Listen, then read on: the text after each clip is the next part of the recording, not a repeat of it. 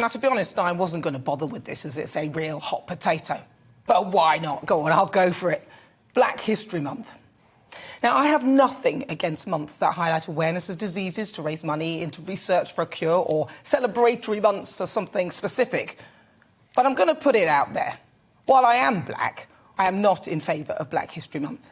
Why, I hear you cry. I can literally feel the tweets now from some people of colour calling me a traitor, which, by the way, is some sort of racism in itself. So let me give you a bit of a history lesson. Bones of primitive Homo sapiens, that's us, first appeared some 300,000 years ago in, yes, you guessed it, Africa. Now, they had brains about the size, and about the same size as ours, or even larger, and our black African ancestors theoretically could have discovered relativity, built space telescopes, written novels and love songs. Their bones and DNA say that they were just as human as we are.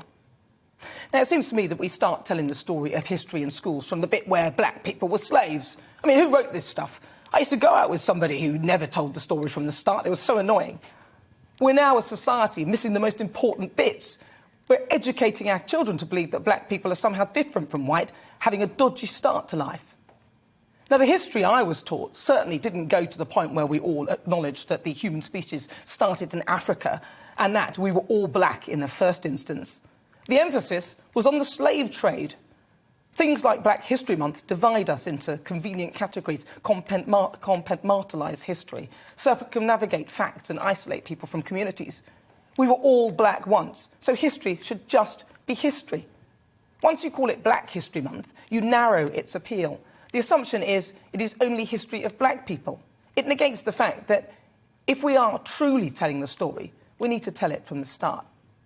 And as for the slave trade, which is where the story usually begins, which depicts how black people came to the UK, that is nonsense because all of our ancestors were black. Even Cheddar Man, the earliest human skull found in Cheddar Gorge, has been reconstructed from a white man to a black one because they suspect that he was, in fact, black, although this is inconclusive. And slavery is not just isolated to black history. If people really want to stop slavery, well, it's still going on today. And I can provide them with a list of causes where their energy will be better placed. Eastern Europe, Russia, India, China, North Korea, and Nigeria, to name just a few.